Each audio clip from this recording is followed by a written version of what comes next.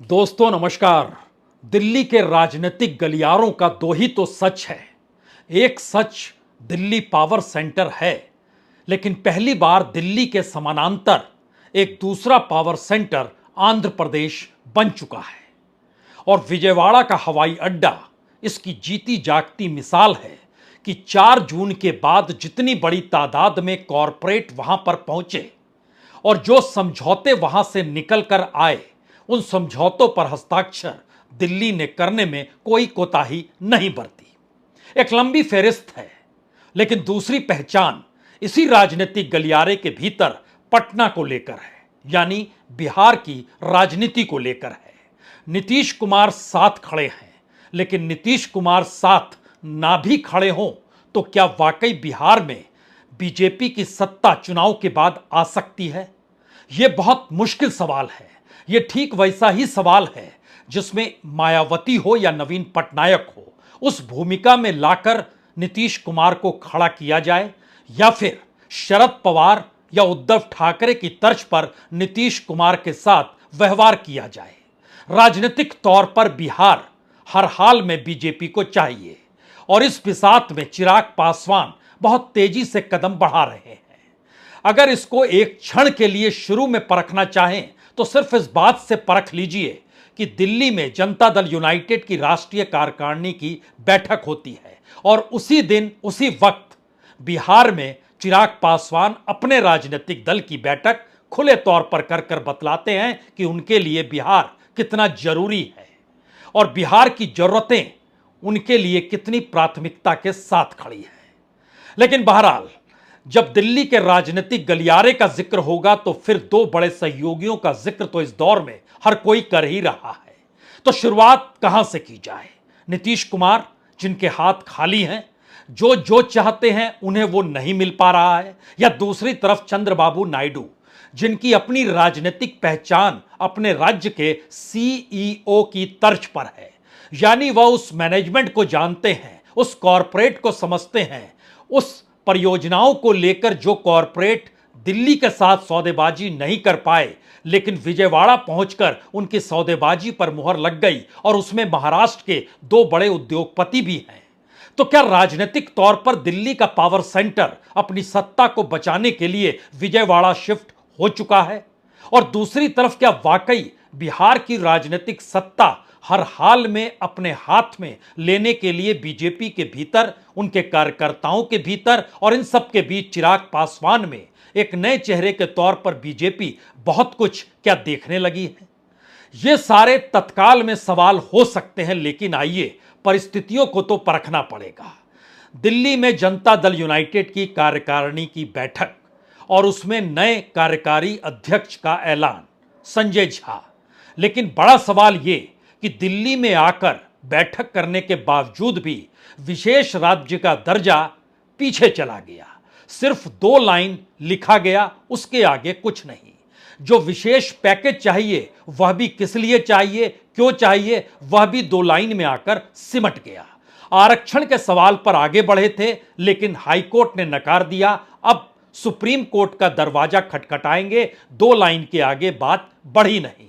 और इन सब के बीच एक ही वादा हर किसी को याद है कि दरअसल अगला चुनाव जो होगा वह नीतीश कुमार की अगुवाई में होगा। बीजेपी साथ में रहेगी, यानी एनडीए की अगुवाई करते हुए बिहार में नीतीश कुमार ही रहेंगे। इस बात का खुले तौर पर जिक्र करने से दिल्ली में जनता दल यूनाइटेड के नेता केसी त्यागी घबराए नहीं, बार बार इसका जिक्र करते रहे, जिसके जिक्र करने की जरूरत होनी चाहिए नहीं थी। क्योंकि बिहार की राजनीति में नीतीश कुमार जनता दल यूनाइटेड के आसरे उस चेक एंड बैलेंस की तर्ज पर खड़े हैं जहां पर सब कुछ उनके अनुकूल होगा, क्योंकि बीजेपी अपने बूते सिर्फ चिराग पासवान के जरिए सत्ता में आ नहीं सकती है।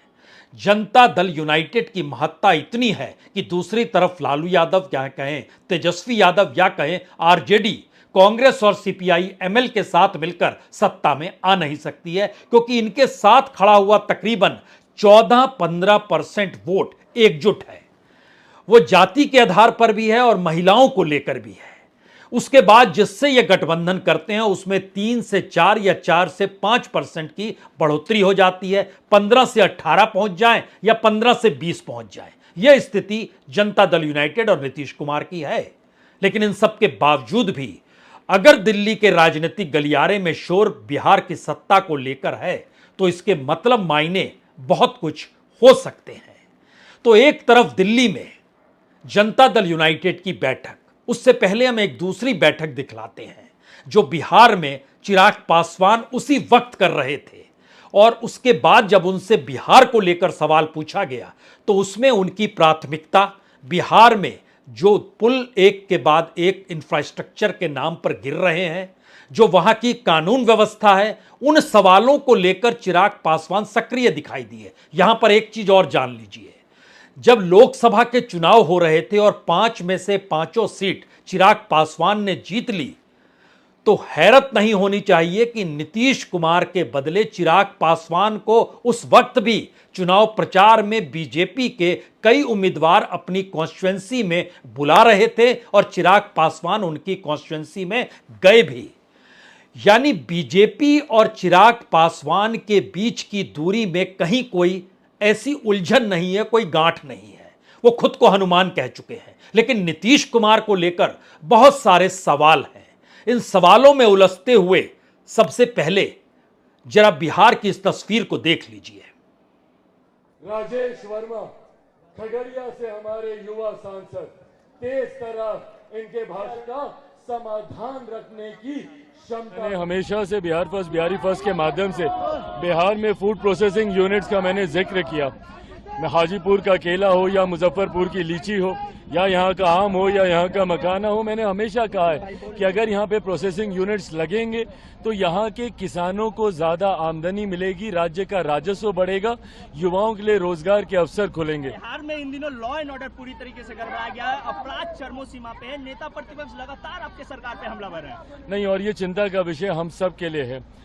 मेरी मुख्यमंत्री जी से भी इस विषय को लेकर मेरी बातचीत हुई है। आने वाले दिनों में इस बात को सुनिश्चित किया जाएगा कि अपराधियों की धरपकड़ कर अपराध को नियंत्रित किया जाए, क्योंकि अपराध को कतई बर्दाश्त नहीं किया जा सकता। हाल फिलहाल के दिनों में आपराधिक घटनाएं जिस तरीके से बढ़ी हैं, ये हम सब के लिए, हमारी सरकार के लिए चिंता का विषय है और इसको जल्द नियंत्रित करने के लिए सरकार तत्परता से कार्य कर रही है। पुल भी गिर गई, 10 दिनों में 4 पुल गिर गए हैं। ये भी बहुत दुर्भाग्यपूर्ण है, और ऐसे में गुणवत्ता के साथ जिसने भी भ्रष्टाचार किया है, ना किसी दोषी को बख्शा जाएगा। मेरे प्रधानमंत्री भी इस बात को लेकर चिंतित है।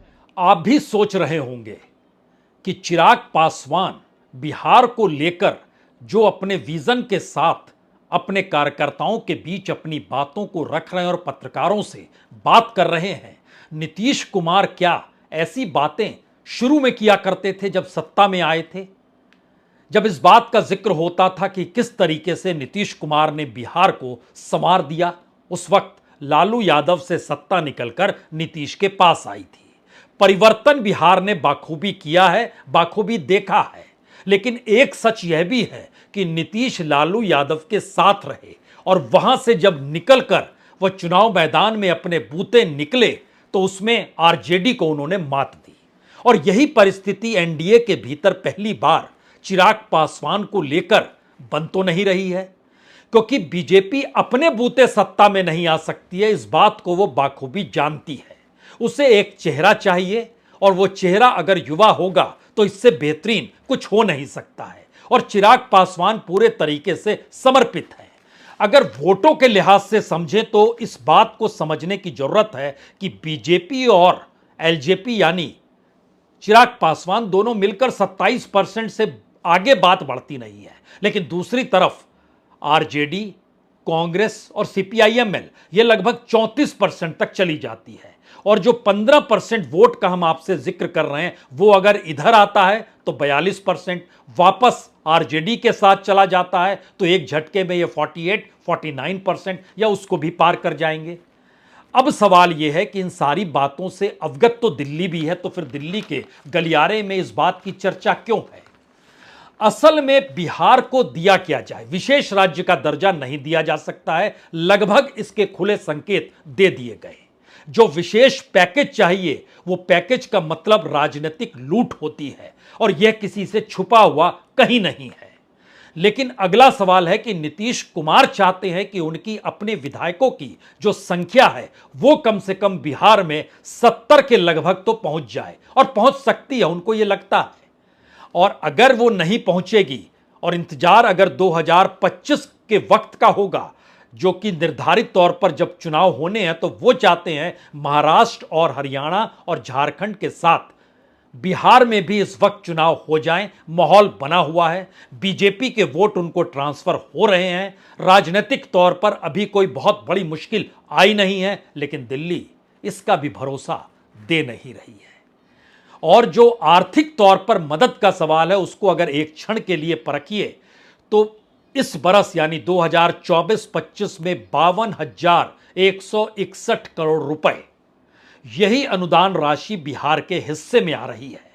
इसके पिछले बरस जब ऐसी जरूरत नहीं थी और मोदी सरकार अपने बलबूते चल रही थी, तब इससे ज्यादा की अनुदान राशि दी गई थी, 54,775 करोड़ की, और उससे पहले बहुत कम दी गई थी 2022-23 में 29,026 करोड़ रुपए।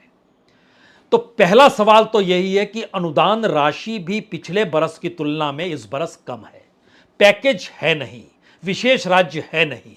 राजनीतिक तौर पर हर हाल में अपनी मजबूती नीतीश कुमार देखना चाहते हैं, यानी वह भी जान चुके हैं कि अगर जल्द चुनाव नहीं हुए और फिर 2025 के सितंबर, अक्टूबर, नवंबर का इंतजार करना पड़ गया तो गद्दी हाथ से निकल जाएगी।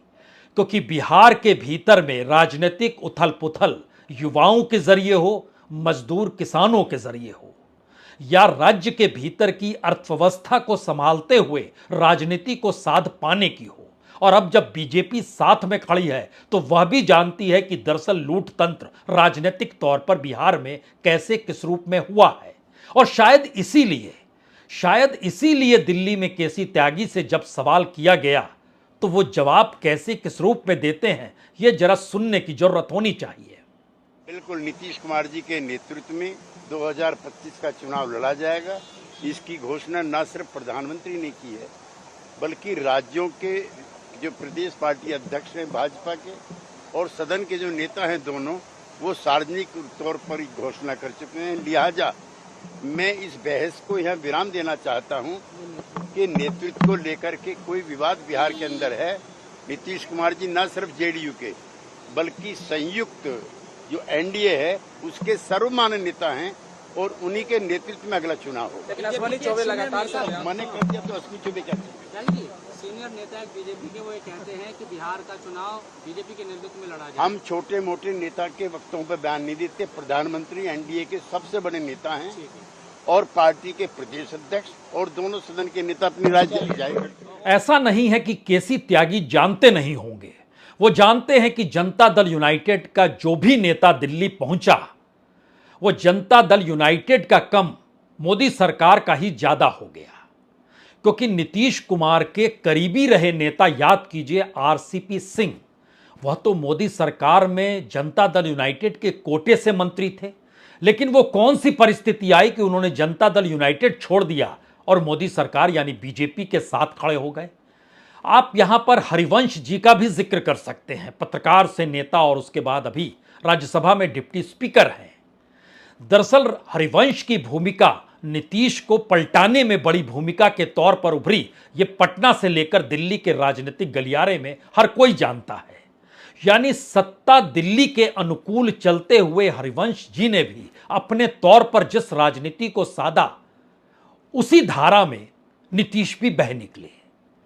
सवाल ये सबसे बड़ा नीतीश के सामने चुनौती के साथ है, इसकी कौन गारंटी लेगा कि अब आने वाले वक्त में उनके सांसद नहीं टूटेंगे और दिल्ली को उनके सांसदों की कितनी जरूरत है। क्योंकि एनडीए गठबंधन के अगर आंकड़ों को समझिए तो 293, उसमें से अगर आप 12 सीट माइनस कर दीजिए जो जनता दल यूनाइटेड के सांसद हैं, तो एक झटके में एनडीए 281 पर आ जाएगा और जादुई आंकड़ा 272 का है। अब सवाल है क्या वाकई जनता दल यूनाइटेड की उम्र बहुत बड़ी नहीं बची है? और राजनीतिक तौर पर बार बार ललन सिंह का अपना वक्तव्य राजनीतिक तौर पर कभी स्पीकर के चुनाव को लेकर या कभी बिहार और एनडीए गठबंधन के बीच के रास्ते में इंडिया का जिक्र करते हुए नीतीश कुमार की ठसक के साथ मजबूती को दिखाना बताना, इसकी जरूरत है नहीं, लेकिन वो करते हैं। और ये काम वो तब भी करते थे जब लालू यादव के साथ जनता दल यूनाइटेड थी। यानी इस पूरी प्रक्रिया के भीतर में मोदी और शाह की जोड़ी बाखूबी जानती है कि बिहार की सत्ता को पाने के लिए जनता दल यूनाइटेड को तोड़ना जरूरी होगा। और जनता दल यूनाइटेड अगर टूट जाए तो नीतीश कुमार अपने तौर पर जो राजनीतिक जमीन पर खड़े हैं बिहार के भीतर, वो राजनीतिक जमीन एक झटके में डगमगा जाएगी।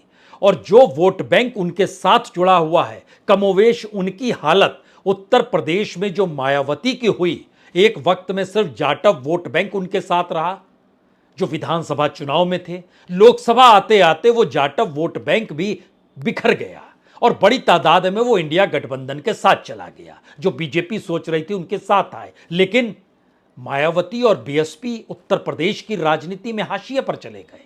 अब वो फिर कैसे खड़े होंगे उसका इंतजार करना पड़ेगा। लेकिन बिहार के भीतर भी अगर एक बार नीतीश कुमार हाशिए पर चले गए, क्योंकि 2 दशक होने जा रहे हैं जब से वो सत्ता में है, इस पूरी प्रक्रिया के भीतर में नीतीश कुमार की राजनीतिक जमीन गठजोड़ पर टिकी हुई है और उनका एक अपना वोट बैंक जरूर है, लेकिन जैसे ही उसमें 2 फाड़ आएगी तो राजनीतिक तौर पर उनके लिए मुश्किल हो जाएगी। और फिर एक सवाल तो यह भी है, दिल्ली में अभी भी तो नरेंद्र मोदी और अमित शाह की सत्ता चल रही है। राजनीतिक तौर पर किस किस राजनेता को जेल तक पहुंचाया गया, किसके मामले खुले, किसके साथ कौन सी परेशानी हुई, कौन साथ में आकर खड़ा हो गया, यह कोई छुपी हुई बात तो है नहीं। तो फिर कितनी देर लगेगी अगर उस ऑपरेशन की दिशा में दिल्ली के राजनीतिक गलियारे का शोर बढ़ गया तो। और जिक्र आज इसका संजय राउत ने भी किया और उन्होंने भी कहा कि जिस तर्ज पर दिल्ली काम करती है उसमें ध्यान दीजिए। खुद मैं जेल में गया लेकिन मेरे खिलाफ कोई सबूत नहीं। हेमंत सोरेन को जेल में डाला गया, बाहर आ रहे हैं, कोई सबूत नहीं। और एक एक करके उन्होंने पूरी फहरिस्त बताई, किसी के खिलाफ कोई सबूत नहीं। लेकिन जिनके खिलाफ कुछ, जैसे प्रफुल्ल पटेल का नाम लिया जाए और भी कई नाम उन्होंने लिए, उनके खिलाफ जो मामले थे वह एक झटके में गायब हो गए जैसे ही वो बीजेपी में चले गए। जितने भी पॉलिटिकल लीडर्स को अरेस्ट किया है वो किसी के खिलाफ कोई एविडेंस नहीं मिला है। मैं उदाहरण, मुझे पकड़ा था, कोर्ट ने कहा उनका क्या संबंध, उनके पास अगेंस्ट कोई एविडेंस नहीं। हेमंत सोरेन बेकसूर थे, हम पहले से बोल रहे हैं। केजरीवाल जी बेकसूर है, मनीष सिसोदिया निर्दोष है, सत्येंद्र जैन निर्दोष है, अनिल देशमुख निर्दोष थे, संजय राउत निर्दोष थे। अगर प्रफुल्ल पटेल जी, यशवंत यादव, प्रताप सरनाई, अशोक चौहान, ये सब आपके पार्टी में आने के बाद निर्दोष साबित होते हैं और जो आपके विरोधी है वो गुनहगार साबित होते हैं। दरअसल संजय राउत की बात सुनकर आपके जहन में एक सवाल और होगा, क्या चंद्रबाबू नायडू को यह डर नहीं है? दरअसल चंद्रबाबू नायडू का चुनाव तो अभी तुरंत का हुआ है और अगला चुनाव जो होगा वो अगले लोकसभा चुनाव के साथ होना है, यानी 2029, एक लंबा वक्त है। दूसरी बड़ी बात, जो भी प्रोजेक्ट, लगभग 16 प्रोजेक्ट के लिए जो पैसा चंद्रबाबू नायडू को आंध्र प्रदेश के लिए चाहिए, वो दिल्ली दे पाएगी या नहीं दे पाएगी, ये सवाल अभी उलझा हुआ है। 16,000 करोड़ की मांग उन्होंने रखी है। उसके दायरे में वहां का कुछ पावर प्रोजेक्ट है, कुछ सिंचाई प्रोजेक्ट है, कुछ अमरावती को जिस लिहाज से राजधानी वो बनाना चाहते हैं उसको लेकर भी है। लेकिन इसके समानांतर एक और बात है, हर कोई जानता है कि कॉरपोरेट के साथ इस दौर में मोदी सरकार की निकटता बाखूबी रही है और कॉरपोरेट के लिए बाकायदा नीतियां भी बनती रही हैं। तो नीतीश कुमार बिहार के मद्देनजर यह काम नहीं कर सकते। वहां ना तो इंडस्ट्री है, ना ही एग्रीकल्चर को लेकर जो कॉरपोरेट की एंट्री होनी है वो हो सकती है। वहां की सबसे बड़ी गड़बड़ी बिहार की है कि इस देश के मानचित्र पर सबसे गरीब राज्य बिहार है।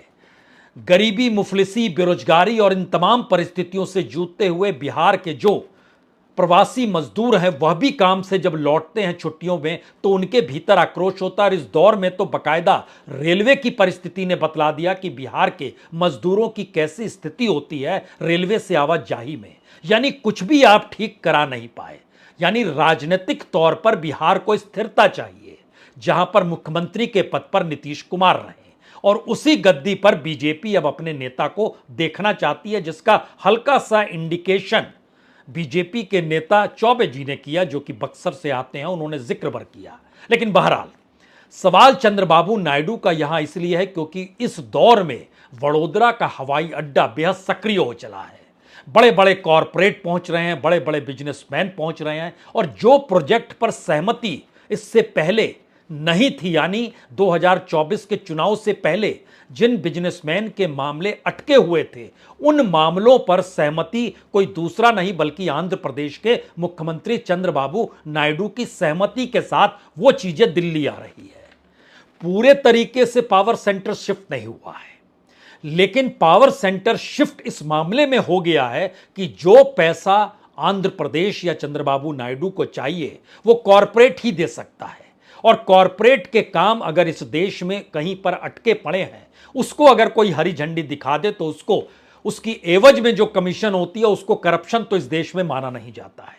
और राजनीतिक तौर पर वो एक सहमति होती है कि आप इंफ्रास्ट्रक्चर मजबूत कर रहे हैं, उसकी एवज में आपके बहुत सारे कंटेंडर थे लेकिन हमने आपको दिलवा दिया, तो आप इसकी एवज में क्या करेंगे। और यह रकम जो है वो कितनी रकम होगी ये बता पाना अभी हमारी टीम ने कहा अभी संभव नहीं है। लेकिन एक इंडिकेशन जरूर है, जो 16,000 करोड़ रुपए का जिक्र जो बार बार हो रहा है अमरावती और एक सिंचाई परियोजना को लेकर, अब उसके बाद कुछ पावर प्रोजेक्ट्स हैं, कुछ माइन का हिस्सा है, और इनके साथ बेसिक इंफ्रास्ट्रक्चर जहां जहां पर चाहिए, उसके मद्देनजर ये टेंटेटिव आंकड़ा जो है वो लगभग 54,000 करोड़ का है शुरुआती दौर में।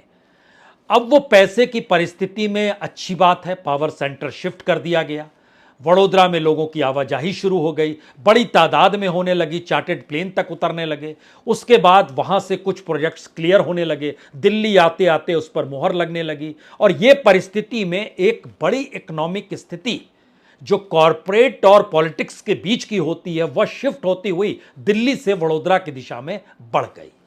और इतना ही नहीं, इस दौर में जो हमारी टीम ने निकाला कि लगभग 1 दर्जन भर क्षेत्रों में जो काम होने हैं, उसका काम भी अब जिन कॉरपोरेट्स को दिया जाएगा वो दरअसल उसी आंध्र प्रदेश या वडोदरा के हवाई अड्डे के रास्ते निकल कर आएंगे। और उसमें चाहे वो बुलेट ट्रेन का जो मुंबई से अहमदाबाद वाला अभी तक पूरा नहीं हुआ है, जो 352 किलोमीटर है, उसमें भी कुछ हिस्सा जो महाराष्ट्र के एक बिजनेस पर्सन को चाहिए उसको दिया गया है कि आप पूरा कीजिए, 2027 तक होना चाहिए।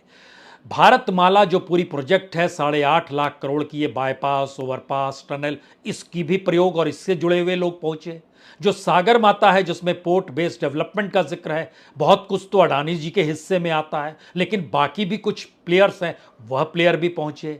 जो डेडिकेटेड फ्राइट कॉरिडोर प्रदेश में बन रहे हैं उसके मद्देनजर पहुंचना, रेलवे के क्षेत्र में भी कुछ को चाहिए काम, 5G स्पेक्ट्रम का हिस्सा भी कुछ को चाहिए, दिल्ली मुंबई इंडस्ट्रियल कॉरिडोर में भी हिस्सेदारी चाहिए।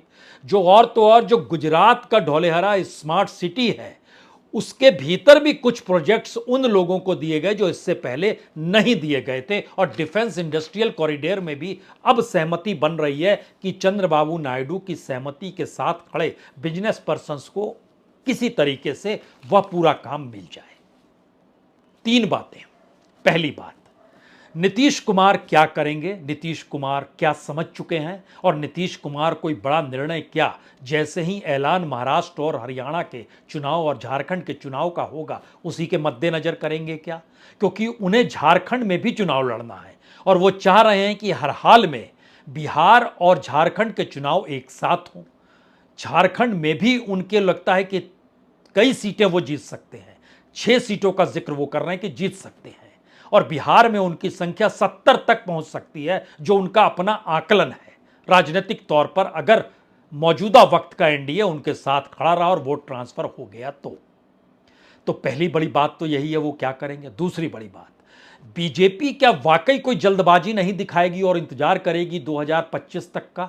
और इन सब के बीच चिराग पासवान क्या वाकई बीजेपी का चेहरे के रूप में तब्दील हो जाएंगे, या फिर उनको आगे किया जाएगा जैसे एकनाथ शिंदे को आगे किया गया और उनको मुख्यमंत्री बनाया गया या अजीत पवार को ले आया गया? क्या इस तर्ज का एक्सपेरिमेंट चिराग पासवान के जरिए जनता दल यूनाइटेड को तोड़कर किया जाएगा? ये दो सवाल राजनीतिक तौर पर उफान पर हैं और इनके बीच में तीसरा सवाल जो सबसे बड़ा ये है, क्या नीतीश कुमार की भी सहमति अपने तौर पर है कि वो हर हाल में आरजेडी को कुछ भी देना नहीं चाहते हैं और वो बीजेपी या कहे नरेंद्र मोदी के साथ अब एक बात खुले तौर पर कह चुके हैं कि हम आप ही के साथ रहेंगे, लेकिन अब हमारे लिए आप कोई बड़ा पद दिल्ली में भी देखिए। तो वह शिफ्ट होगा और वहां पर नए चेहरे की आगमन की परिस्थिति बन जाएगी। क्या यह स्थिति है? यही तीन राजनीतिक परिस्थितियों के इर्द गिर्द बिहार की समूची राजनीति और पावर सेंटर का वडोदरा शिफ्ट होना दूसरी परिस्थिति, इन्हीं के इर्द गिर्द राजनीति की मौजूदा स्थिति दिल्ली हो, वडोदरा हो या फिर पटना हो, कुछ ऐसे ही घूम रही है। बहुत बहुत शुक्रिया, बहुत बहुत शुक्रिया।